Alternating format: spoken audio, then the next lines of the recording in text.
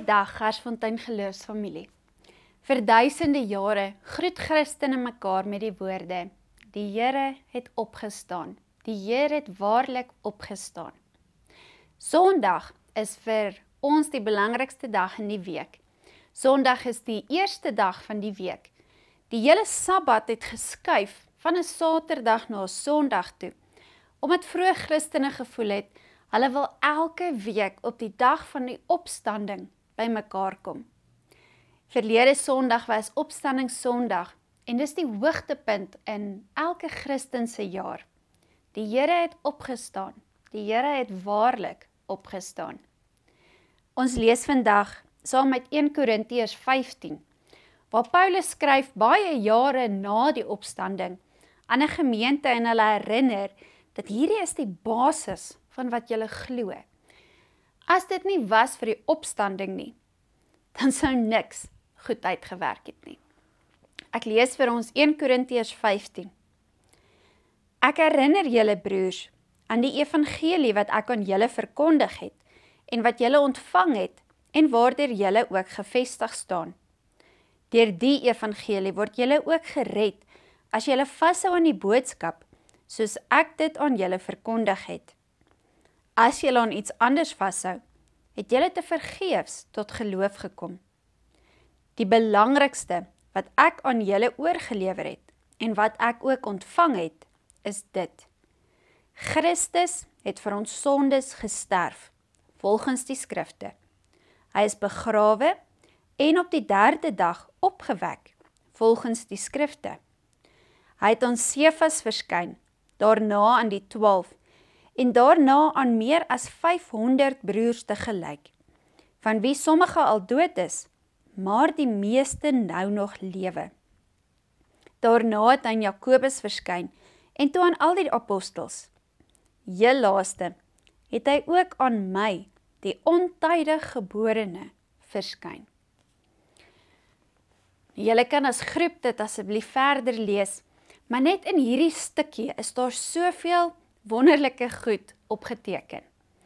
Paulus sê, die belangrikste iets wat ek ooit vir julle kan vertel, die belangrikste iets wat ek geleer het, is dat Christus het vir ons sondes gesterf en is weer opgewek. Dan gaan hy aan en hy gee 'n klomp bewyse. Hy sê hy het eers aan Petrus verskyn, toe het hy aan die 12 disippels verskyn, toe het hy aan hierdie groep en dan aan 'n groep van 500 mans, van wie die meeste nog leef. Nou natuurlik leef hulle nie vandag meer nie, ten minste nie op aarde nie. Maar Paulus sê eintlik hier, julle kan my gaan opcheck. Hierdie wat ek vir julle sê is nie net 'n fantasie nie. Gaan maak self seker. Gaan hoor jy by die ander mense. Van daardie 500 van wie die meeste nog leef, gaan hoor self by hulle. Maak seker dat dit die waarheid is. En dan gaan hy aan en hy sê eintlik, want as dit nie die waarheid is nie, dan val alles in mekaar. Dan is ons lewe, ons hoop, soos 'n kaarthuis wat gebou is en in mekaar tuimel. As Christus nie opgestaan het nie. As Christus nie opgestaan het nie, dan was daar geen hoop vir my en jou nie. Dan was daar geen troos in die lewe nie. Dan het ons 'n dooie en 'n magtelose God aanbid. Maar Paulus is so seker van homself hier. Gaan maak seker, gaan praat met die ander, gaan fact-check dit. Christus het opgestaan.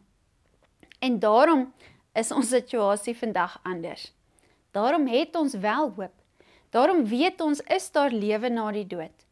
Daarom kan ons enige tyd, wanneer ons oorweldig voel deur die lewe, vashou aan 'n lewende God, 'n almagtige God.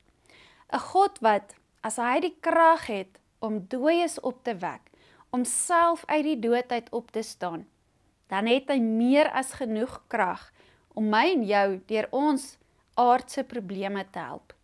Dan kan hy tog daar wees vir ons. Paulus praat hier van homself as die ontydige geborene. En ek dink daarmee gee hy so groot versigtiging uit. Ek wens ek was daar.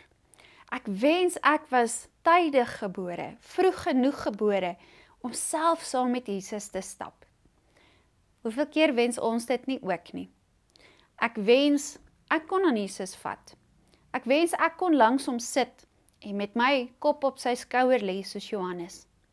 Ek wens ek kon self sy stem hoor toe hy die gelykenisse vertel het of by die bergrede gepraat het. Ek wens ek kon aan hom vat, aan sy kleed vat soos die vrou met bloedvloeiing. Maar Paulus praat van homself ook as die geseënde een. En ons wat terugkyk, is werklik geseënd. Ons wat die einde van die storie weet, nog voordat hy begin. Ons wat weet, na daardie aaklige Vrydag, het die Sondag gekom.